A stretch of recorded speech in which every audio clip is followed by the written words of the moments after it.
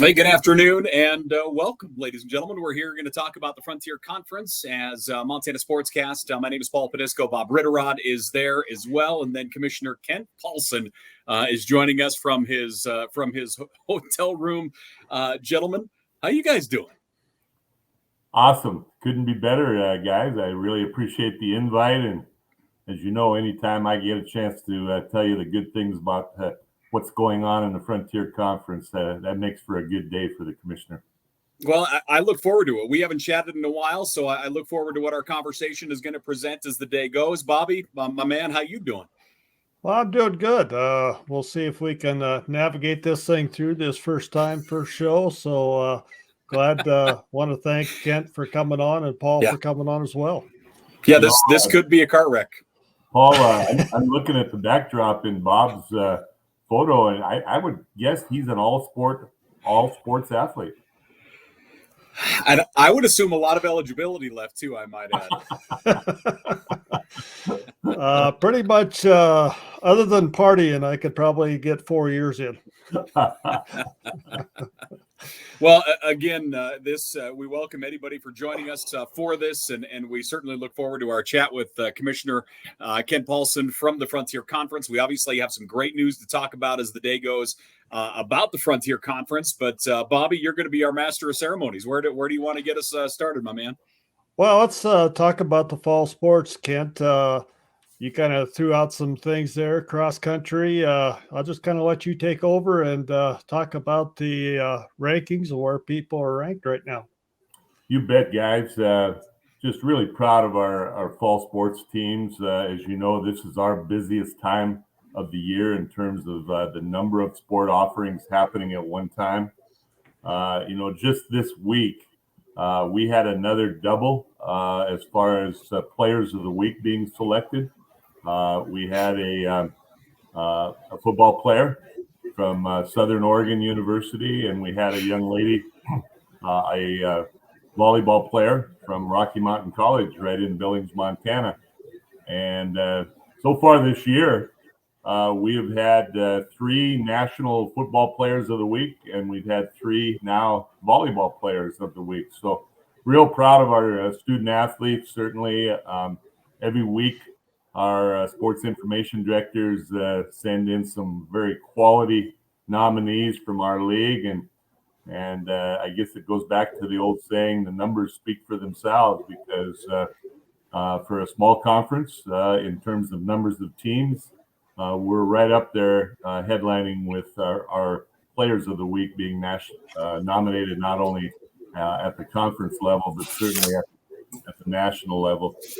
Fall sports teams continue to be ranked in the national polls, starting with cross country. The men's cross country is represented by both Carroll College and Montana Tech, who are both receiving votes. On the women's side in cross country, Carroll College is presently ranked number 19 in the nation in a very, very tough field of schools. Rocky Mountain College is also making the poll in that it is receiving votes. On the football side of things, we've got 4 teams that are garnering attention. The College of Idaho moved up to number 7 going into our bye week in football. Rocky Mountain College ranked 15th, Montana Tech 25th, and Carroll College receiving votes. On the golf side, as you know, we play a split season. We play fall golf, and then we come back again in the spring, and we have some invitational meets as well as our conference championships. On the men's side in golf, Rocky Mountain College is ranked 14th in the nation, and that also is a tough lineup of institutions. A lot of southern schools, as you can imagine, with good weather, getting longer playing seasons. Montana Tech is receiving votes. On the women's side, Rocky Mountain College is ranked 24th, with Montana Tech also receiving votes in this category. And in volleyball, Montana Tech, Paul's hometown, is ranked number 19 this week we take a break in action from the conference, and we have teams now going out this coming weekend to various parts of the country representing the conference, get a chance to be seen by other Raiders, and real proud of our lineup of teams, our 6 teams top to bottom in this sport as well. So from the national front and the conference front, just tickled with the work that our coaches and our individual student athletes and their teams are doing. Yeah, it's outstanding. As I've always said, and I think Paul and I have talked about this quite a bit, is the Frontiers, the SEC of college sports and the NAIA. You know, I go to meetings where all 21 commissioners are around the table, and we certainly have that respect. And I'm very, very proud to represent the league. And I would say this: top to bottom in any given sport, I think the parity in our league is second to none. And I can't name a sport. Help me out if you can, but I can't name a sport where if you don't show up to play, you can't pencil in the winner ahead of time. Yeah. So it's a real credit again to the coaches, for the student athletes that they recruit. Heavy on the student in the sense that they're there for a reason. They're going to class. They're going to come out with a great degree, and follow that with being great members of our various sports teams. Yeah, just an incredible representation, and it's always the case. And the one that really jumps out for me, because I remember kind of going back and going through the numbers here real recently, is, football as an example. Every team in the Frontier Conference has been ranked in the top 10 in the nation in the last 20 years. Yeah. At least once, and everybody's at least twice. And programs are going to have great years, programs are going to have down years, but over the last 2 decades, every program in football has been in the top 10 at least twice. And I don't think there's another conference that can say that. You look at the power that we present year in, year out. The coaches, the administrators, and the schools, they buy in. They understand what it takes to win and what it takes to participate and be a force. And year in, year out, it's just an incredibly hard minefield to try and navigate at any level.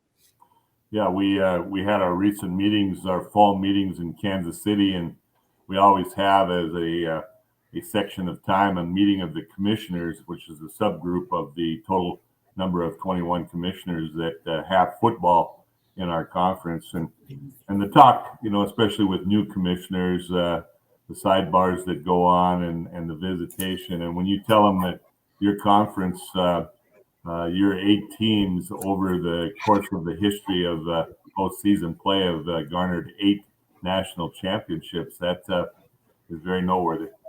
Yeah, very much so. So, and with that said, let's segue a little bit to Arizona Christian, if you don't mind. I think I speak for the Frontier fans and the Frontier family when I say that this shocked me. I don't feel like I get shocked often by our conference, but I love when I do. And this one really felt like a left field moment for Arizona Christian joining as an associate member in football. Talk to us about how that kind of went, Commish, and how we navigate the waters moving forward. Well, again, as I said in the press release, I really credit the hard work of our presidents and athletic directors. As you know, we have a very active membership committee, a subgroup within our conference. And we've got people leading that charge that are just doing an outstanding job. We have to, in looking for full-time members as well as associate members, turn over every stone. We look at a lot of different factors, certainly as to what would be a good fit for our league to enhance it. If you look at the Western United States, Mississippi West, there's getting to be fewer and fewer conferences to house the Division II, Division III, NCAA. Of course, we've got the presence of the Pac-12, which on any given day could have a different number behind it. And, I think that maybe what plays into this conversation too, guys, is, it doesn't matter what size your conference or how big it is, whether it's the SEC, the Big 12, the Big 10, or the Frontier in the NAI, we face some similar topics. Certainly, there's a lot of variance there with dollars and sponsorships and things like that. But at the end of the day, it's still teams lining up 11 on 11, and so our quest is not unlike what you see in terms of the movement of these other conferences. And so, to Arizona Christian, they are a full-time member of the Golden State Athletic Conference. They played football. They are playing football presently in the Sooner Conference. And they analyzed, evidently, as they reached out to us, they analyzed the fact that they could actually make better flight connections and they could travel by bus once they got the wheels on the ground. They could do that not only cheaper, but more expeditiously coming to Montana. And what's helped there is that we've gotten the interplay with our volleyball and our basketball. We have the Cactus Classic that our conference has been very successfully conducting for many years in December. We had teams this fall in volleyball go down and play these actual schools. And so the geography teacher may think you'd lost your mind when you connect Montana and Arizona, but in reality, we can get there. We've all three had the opportunity to hop on a plane and you can be in Phoenix in 2 hours. And so they reached out. They went through a very rigorous interview, application, and interview, and it really struck a chord where they wanted us, and in turn, after our very in-depth discussions, we wanted them. And so we're very excited about this edition, and I think it's good for the West region. I think the presidents could see that there's teams that are really struggling in the West. You know, if you look at Western Oregon and Central Washington and Simon Fraser, they've watched the NCAA Division II conference that they've been in dwindle. Azusa Christian, Azusa Pacific, Humboldt State, a number of schools have dropped football, and there's a real niche, if you will, for NAI schools that either presently offer football and or are considering offering football. They can see that there's a real market there as far as student athletes and of course increased enrollment. And you know, when I think of those three schools that I just mentioned, every other weekend they get on a plane and fly down into Texas and Oklahoma and Louisiana, and they participate in a conference called the Lone Star. Certainly can be done, but again, back to our situation with NAI schools, it does make sense. And the other thing that a lot of people don't, maybe it doesn't jump off the paper at you, but we're all interested in students foremost. And if you look at Montana and you draw a straight line to Arizona, there's states in there: Utah, Colorado, New Mexico, Wyoming. There's no NAI schools. And there's a band in there where all of a sudden, if your football team is traveling through, your Frontier Conference name starts to come into play. You also open up a new market for just student enrollment along with student athletes. That's a great point. And you know, you talk about adding football. The other big one that jumps off the page recently is Simpson University in California. That was another one that we're so used to football going away in programs lately. The idea of adding football and Simpson, an NAIA program in California, has just added football. So it'll be interesting to see what their opinion is moving forward, whether, we're going to see them in non-conference action, who they've reached out to. When Simpson adds football, is that something that we can say they reached out to the conference? Have they talked to the conference at all? They have, Paul. They've actually made application, okay. And like you say, that one is still got the headset on under review. Yeah. But it's interesting. If you look at the history of our addition of associate members, we've had Southern Oregon, who was literally on the verge of losing football. They had been a Division II school at one time. They were operating as an independent, and they will openly and freely admit that the Frontier Conference, when we opened our arms to them, it saved their program. I was there this last Saturday as we talked off camera, and great atmosphere. Montana Western was down. We had a sea of red, as both schools are red colors, and it was just a really, really great day. I got a chance to spend some time with the president and the athletic director, certainly, and both coaches. And it was a terrific game day experience. Take a step more recently, the College of Idaho had football, dropped it for 37 years, and we had the privilege of being part of them starting football back up. And Lord knows that is a win-win situation. To that campus, the alumni coming back, former football players, coaches. Game day at the College of Idaho is as good as it gets. But the beauty of our league, coupled with the idea of top to bottom, the parity, I can tell you that on any given Saturday, when you look at our pairings, there's four game days going on, and every one of them bring a real special flavor to NAI football. So now the third category that you bring up is a school that's never had football. Yeah. They would be starting that from scratch. They are led by a president who comes from a institution that didn't have football, so there's a little awareness there certainly. But they're wise enough to use the College of Idaho and some of the other schools around the nation that have started football successfully. And I think their rollout is, at least from what we've seen thus far, is spot on.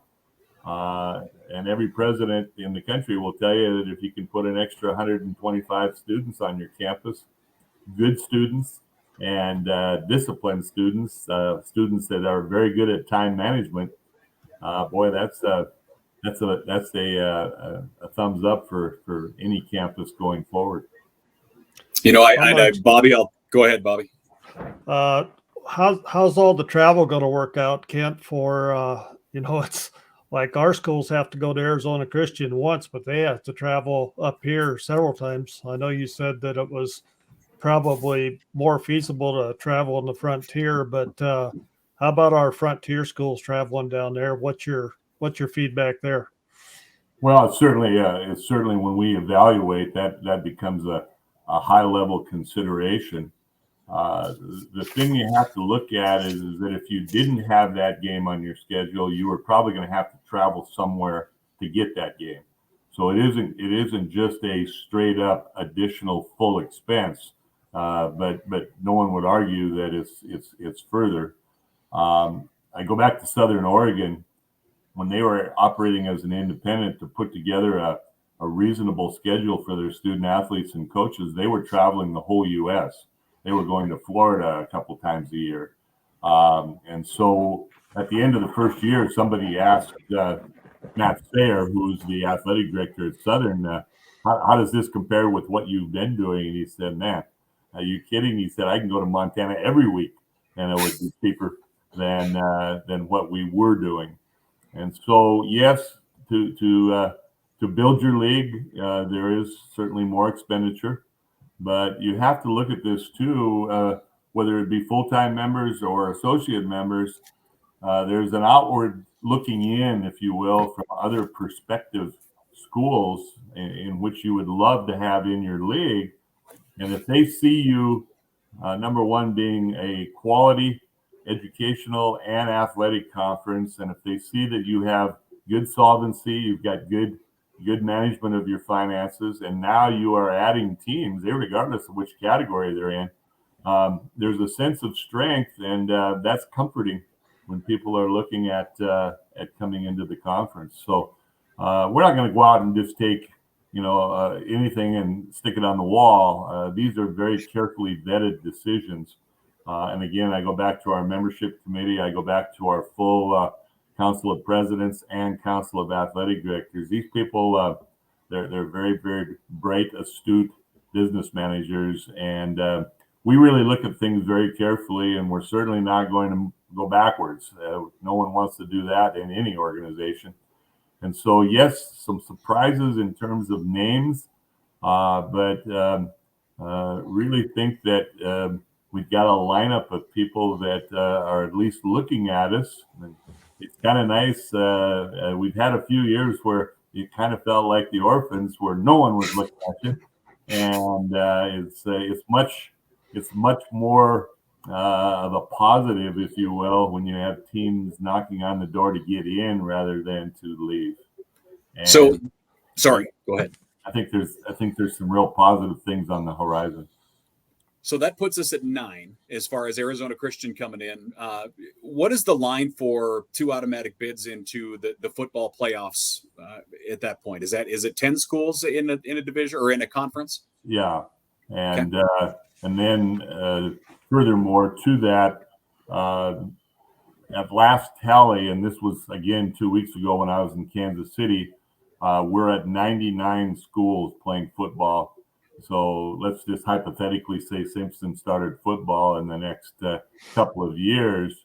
They would be 100. There may be somebody else in the Southeast that I don't even know about. But the NAI operates on a 20% postseason ratio. Okay. And so when we get to 100, guys, I would think that we would see legislation coming our way where we would then look at kind of what they do in the FCS.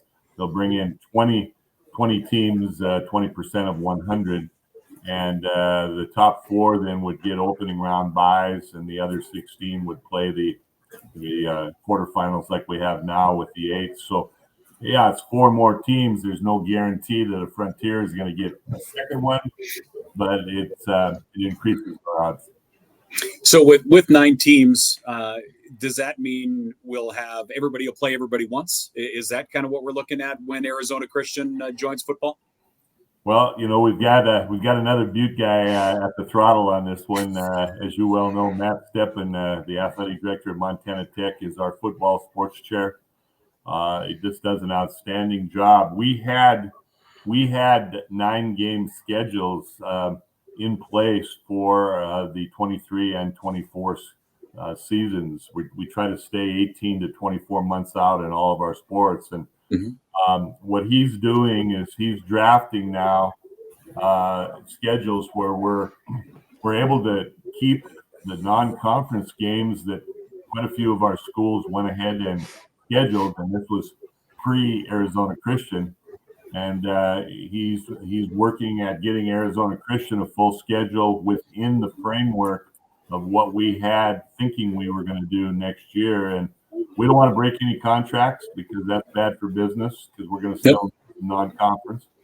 And he's a magician when it comes to scheduling. And he thinks that we can honor our contracts, and that would be probably not only for next year for 23, but also the matching game that we had on the books for 24. We can do that by adding and still add 18 more teams. So it's where there's a will, there's a way. Well, that's impressive. Well, Kent, we'll put you on the spot here talking about qualifiers. Are we going to get 2 teams this year?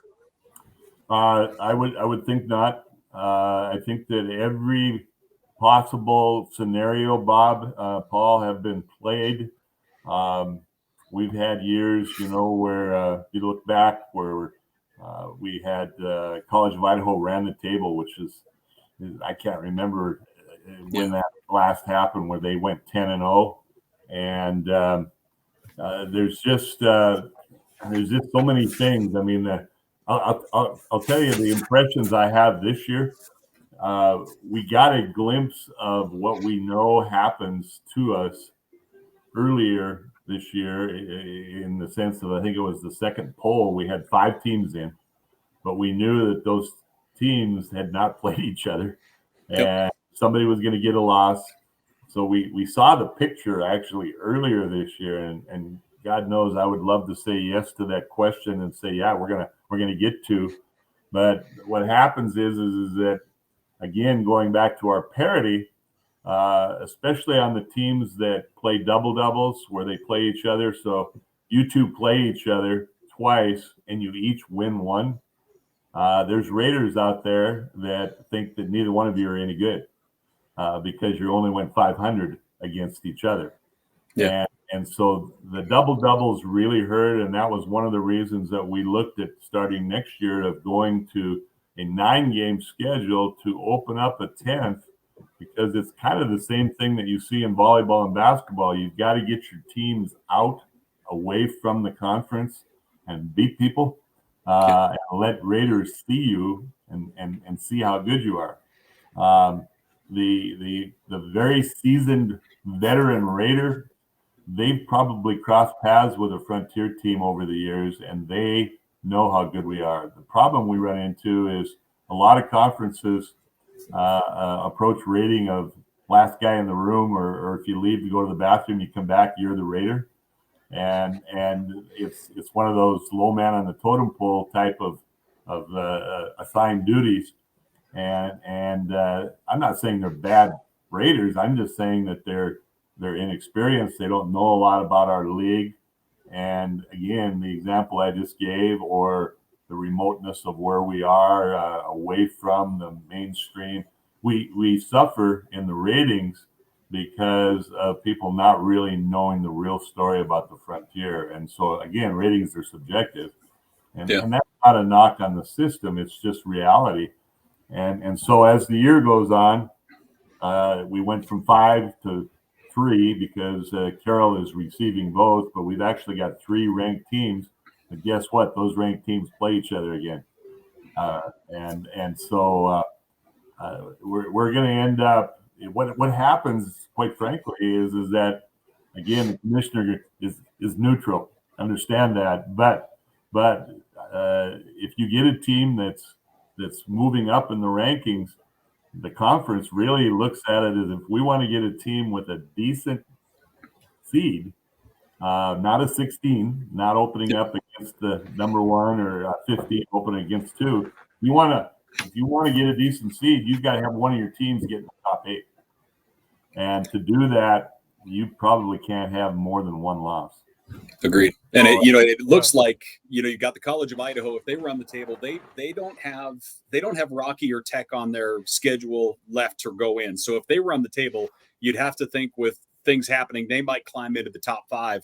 It feels like Rocky and Tech both have an outside chance, but they play each other. So it feels like whoever wins that game, if they run the rest of their games, if they win out the rest of them, they both have a real shot at getting in. But again, it feels like, from my perspective, and I guess my years being in the conference and lamenting at the end of the year about teams that should be in, it feels like both Rocky or Tech, one or the other, has to run the table. Carroll could as well, but boy, that's the one that feels like it's really kind of on the big bubble as of right now, just from my perspective. And you wish every team well, certainly. If you recall, Rocky went in and beat Tech in Butte, so then conversely, Tech would have to go up to Rocky and beat them on their home field. It's very reminiscent of last year. If you remember, Rocky's down playing Western the last game of the year, and it's kind of like, okay, who gets the number 15 seed? You're right. This year we've got a little clearer picture, as I alluded to earlier, in the fact that I can't categorically say that College of Idaho is going to run the table. They've got some tough games ahead of them, like everybody. But you've got somebody at the midway point, or a little over the midway point now, that's sitting 6-0. But look at their record. They've had two games decided by field goals right at the very end of the game. So we've got. I mean, if you ask me the question of how many teams should be representative, we've got 5 teams every year, 5 out of the 8 that would go in and make a great showing in the NAIA field of 16. But it's another year where we sit here and talk about, maybe woulda, coulda, shoulda. And in 5 weeks, everything we're talking about now will probably just be balled up and thrown out the window because, Southern is playing great football right now. Coach Norris and company are going to be ready to roll. And Eastern always has big wins. They might not have a win in the column yet, but Coach Camp is going to beat somebody when no one is expecting it. And you can expect by the end of this year, in my opinion, he'll hang one of those, maybe two of those by the time this thing's over. Yeah. We had this very conversation, Paul, off the record. We were talking down at Southern Oregon last weekend about which teams making the long trip, if you will, have been the hardest on Southern Oregon at home, and Eastern Oregon. They've got that in-state rivalry. Yep. Montana Tech, quite frankly, has been as good as anybody, going clear out from Butte to Ashland and getting a win. But Eastern, you're exactly right. They've got College of Idaho 85 miles down the road. They've got Southern Oregon as an in-state rivalry. And I tell you what, throw the ball up on that one because you just don't know what's going to happen. Yeah, that's the deal. What do you got next, Bobby? Well, I'm going to talk a little bit about, we're going to get off of football. I want to jump into our other major sport a little bit so we don't get in trouble, Commission. Let's talk a little bit about volleyball. You just want me to be in trouble? Is that what you're saying? No. Well, yeah, if you want, that sounds good. Better you than us, right? That's why they pay me the big bucks. That's right. But no, we talk about the Frontier Conference, and the women's volleyball is in the Frontier, I think, is just outstanding. Tech, I'm trying to bring the standings up here somewhere.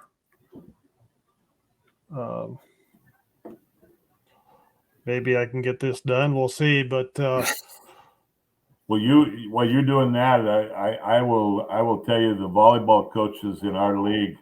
We've got some very veteran coaches leading our programs. As we're very fortunate to have, and they figured this out a long time ago. They do have the luxury that basketball coaches don't have in being able to say, we might only have the minimum number of teams, 6 teams, but we can make a nice conference schedule by playing a home and away. Whereas the basketball coaches, there's just no way we could do that and then ask them to pick up 20 non-conference games. Yeah, right. But what they figured out is you can go ahead and play that preseason conference tournament, but it's preseason. It's non-conference in terms of your standings. You make yourself and others in our league better. Then we play a series of invitationals, the Big Sky Challenge. We had tournaments this year in Great Falls, Billings, up at Northern, and we got a chance to test the waters of some institutions from other conferences. Now we've played a round of conference, and we're going to take off. And I know some teams are going out to Wisconsin, to Viterbo, to a big invitational. There's some other of our teams going to Des Moines, Iowa, and they're going to get into the heartland. They're going to start being seen by Raiders. They're going to be playing against teams that they know that if they're fortunate enough to get to Sioux City, that they would run into or at least know something about. And so they blend, and they're using that same framework that I've alluded to, that the basketball coaches have to do it, and now the football coaches have decided we need to take our show on the road. We're good. We need to have other people see us. And you hope you get a return, in volleyball and basketball. Volleyball, football, you can get a return because we're still in the fall. Basketball is a tough one because they're going right into those snowstorms, and where the commissioner gets stranded in Garrison, right, Paul? Right, indeed. So basketball is a hard one. We're trying to look at that and leverage some basketball into some of our expansion and help those guys out. I'm very proud of our basketball coaches. You look at the schedules that they've put up for this year. We play 15 conference games. They're still charged with picking up anywhere from 13 to 15. but they can go to tournaments and get 3 for one trip. They can do a home and away and get that for maybe 2 years running. They find a way. Not all of our schools are playing the full 28 to 30, but they're giving it a go. And it's back to your question on volleyball. They have the longest running sport that have truly figured out where they can try to fit their team into the national picture as well as the conference picture. Yeah, that's the one thing you have to applaud all these coaches about in the Frontier Conference volleyball is, man, they make sure they put their team in front of Raiders playing very good opponents. And it feels like they have really led the charge in that for a while. They get out there and they're putting their teams and, not only on the road in front, but like I say, we've really started to host some fantastic tournaments in Montana where a lot of these teams are coming back because of that same thing, where you're getting a lot of ranked teams in front of Raiders and you're getting great exposure for your team and you're getting great opponents to try and help you climb up that top 25. And case in point, you look at Bob's screen that he put up there, and thank you for doing that, Bob. Last year, Providence was our conference champion. Yep. Yeah. It just shows you that it isn't that Providence is bad. It's certainly Arunas is one of our veteran coaches. They've got a great program. Yep. But it just shows you how tough this league is, where, kudos to Jerry Wagner up at MSU Northern. All of a sudden now they're in the upper 3 rather than the lower 3. So there's, again, you better show up, ladies, because on a Thursday or a Saturday, it could be trouble if you're not ready to play. And I think, not to make excuses, because Arunas nor anybody at Providence would want the commissioner making excuses for them, but Providence has a setter that late in the year went on a student exchange. And boy, I tell you what, a setter in volleyball is like your point guard in basketball, your quarterback in football. Makes a big difference. Yeah. And so, again, they may be sitting with an 0-5 record, but probably if I'm the number 1 team and getting that bye, I'm not wanting to play Providence in the opener. They're getting better. They're getting better. Yeah. All right, Commish. One more thing. The Student Advisory Council, you started. Is that something new this year? It is. It's not new in terms of concept, but it's new in terms of us finally getting everybody together. And, this kind of goes back to my student government days at the high school where I was in charge of that. You don't bring people together unless you have a quality agenda to talk to. We knew that the student athletes had their individual chapters on the campuses. We knew that there was some great community outreach and also institutional projects that were being accomplished and led by our student athletes. But for the first time, the athletic directors that chaired this committee said, hey, you know what? We've got active enough chapters on our campuses. It's time we bring representatives from every school together. And so I was delighted to be part of a Sunday, September 18th. We all met at Carroll College in Helena.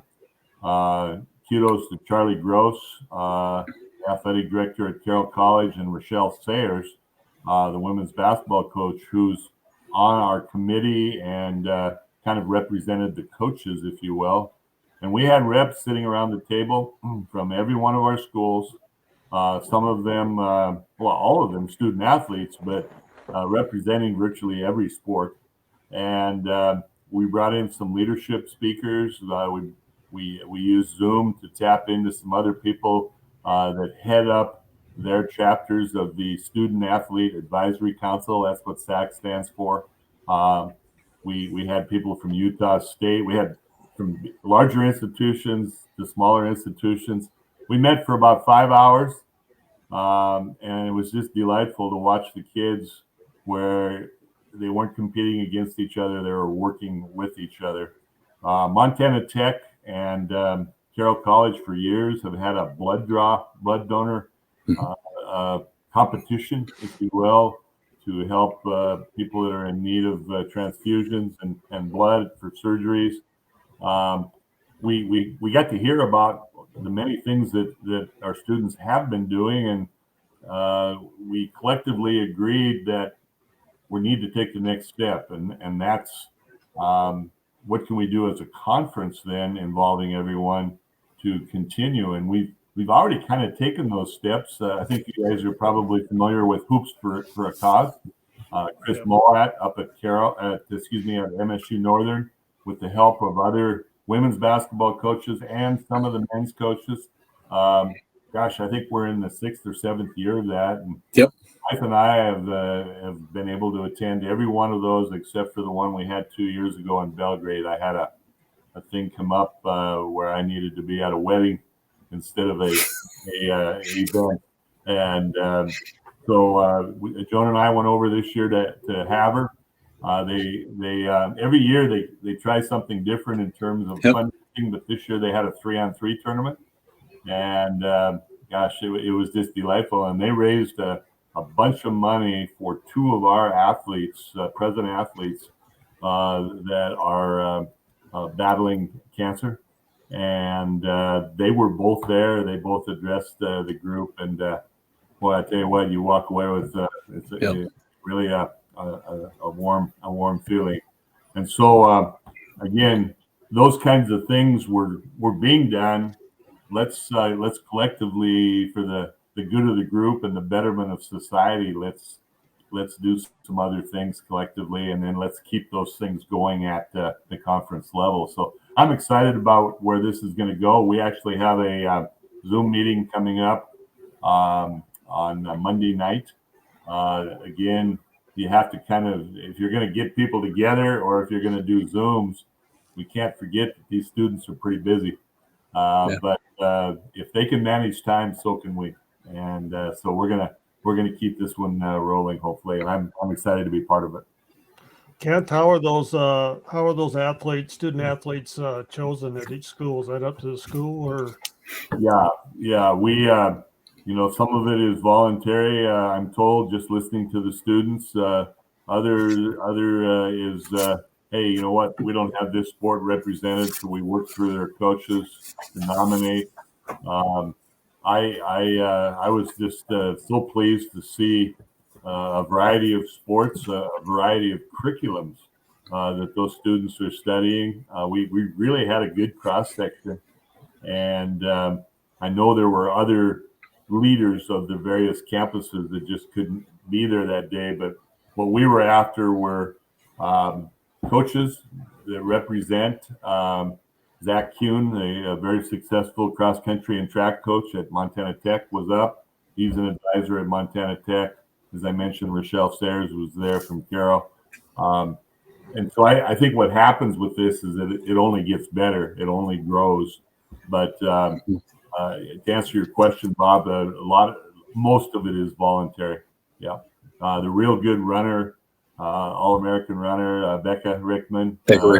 You can only imagine, as active as she is at Montana Tech's campus, both athletically, academically, and in the community. She's all in. We had a young lady from Montana Tech who was on the national SAC last year at the national level of they call it there's a CSA and ASA. There's the Associated Students Athletes, and then there's the Council of Student Athletes. She was actually out in Kansas City, and she came to this meeting. She's actually off the national board, but she brought back some of the legislation that the students are leading in our national organization. And that's another neat thing about the NAI is that we build it as a family, just like we do the Frontier Conference, and it truly is a family, and it's small enough where you can do these things. And after all, student athletes are the NAI.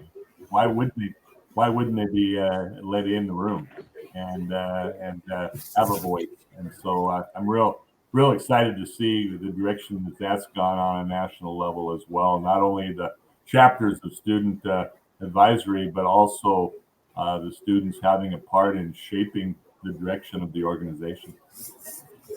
Outstanding. Yeah, I think that's a great deal. I know the high school association here in Montana started one this past year. I've been dealing with the Wyoming High School Athletic Association down there for several years, and they have a very strong program down there. So it's good to get input from those student athletes. Yeah. When I was at the high school level, I was very active in MBI, the Montana Behavioral Initiative, which some of the guys that I worked alongside of that are still working in the secondary ranks are involved. Joe Moriarty, former coach and administrator in Bozeman, is still going around to the high school spreading the good word. And those athletes in high school are the same leaders that we see as far as the student athletes once they get to college. All right. You're the You man. got any more? You got any more questions? Don't. I not at this time, I guess. We have, we'll obviously talk to you later. We'll get into winter stuff. We'll talk spring, but I think you certainly have answered a lot of our questions, and I assume a lot of questions others might have, Arizona Christian being the big one, and certainly look forward to what the remainder of fall is going to bring. As you mentioned, our tremendous programs throughout the entire Frontier Conference, going out and making a name for themselves, and hopefully we'll see a lot of representation when we come to those national tournaments. Yeah. And I'll segue off that, if you don't mind. Just one last thing: we have our fall sports championships. I'll put a plug in for as we kind of round the corner of October and get into November. Right off the bat, we have our cross country conference championships. They're going to be hosted by Carroll College, and that will be at the help me with the golf course up there. Fred Roberts. Bill Roberts course. Bill Roberts. Yep. Bill Roberts at right next to Carroll there. That's Friday, November 4th. And then the following weekend, which should be November 11, 12, Friday, Saturday, we have the volleyball championships, and they're going to be hosted by Montana Tech in Butte. And we have our football, of course, playoffs begin that we spoke of. And gosh, I hope you guys are right. I'd love to see us get 2 teams in. I was at the betting window, and I was being a little stingy with my money there. One for sure, and let's bet on 2. But the playoffs start on Saturday the 19th with the quarterfinals. Looking ahead, one thing that I know we put out a press release on, but certainly deserves mentioning, is we're going to shift from the playoff postseason in basketball to a men's and women's tournament, and that is going to be held concurrently at Four Seasons Arena in Great Falls, hosted by Providence. Doug Hashley is going to be our tournament manager, and he's working hand in hand with Charlie Gross, our basketball sports chair, and that's going to be February 26th through the 28th, which is a Sunday through a Tuesday. And so, basketball fans in Montana, they'll come early and stay late. So we're hoping to get some of the high school sports fans as well down there. But men's and women's the same, and we worked hard at protocols there in terms of game order and how we're going to bracket. It'll be the same. The first 2 teams will get byes, and then numbers 3 and 6 will play, and 4 and 5 will play. Doug and his staff have just done an outstanding job with rolling this out and putting it together. And so I know I'll see you 2 guys there, and we certainly invite all the viewers today on the webcast. Mark that one on your calendar, because we're back to basketball tournaments. And I'll tell you, I miss those when they were in Butte, and obviously I'm partial, but boy, we had fun. Whether it was at the MAC or the Civic Center, the tournament venue is to get everybody in one roof is fantastic. The commissioner's automobile is not going to know what to do going to one spot and be in the same place for 3 days. I think my 2 claims to my 2 playoff stories are back-to-back, of course, Monday and Tuesday night. One year I was in Billings on Friday, and I needed to be in Lewis Clark on Saturday. And then maybe even outdid myself. I was in Havre on Friday and had to get to Salt Lake City for Westminster on Saturday. So you talk about getting an airlines to be a corporate sponsor. I was the airline. Yeah. I know that feeling. I went from Laramie, Wyoming to Kalispell, Montana one weekend. Luckily, I live in between, so I got to stay home. Yeah. Hey, we love sports and we love our student athletes. By golly, if they're going to work that hard, we're going to work that hard. That's it. That's for sure. Yeah. That's for sure. Well, guys, speaking of guys that work hard, I applaud the two of you. You are unbelievable ambassadors of our league, and I really applaud you for this podcast. It's got a bright future, and thank you for allowing the Frontier Conference to be part of that. And I just think it's here we are. We're following the future. This is where media is going. Paul. I don't know. I guess can I get something besides motel lamps as what Lenny did? I mean, I've avoided interviewing you in person now for a really long time, and I'm going to try and keep that streak alive. We love telling stories on other people, right? Yeah, that's the deal right there. Yeah. Guys, I guess I better go give those two grandsons a football prep talk. You better. And Kent, thanks for coming on. And you are the first of our podcast. So I guess you're the make or break it for us. So I gotta see how it goes. I hope the network doesn't cancel you.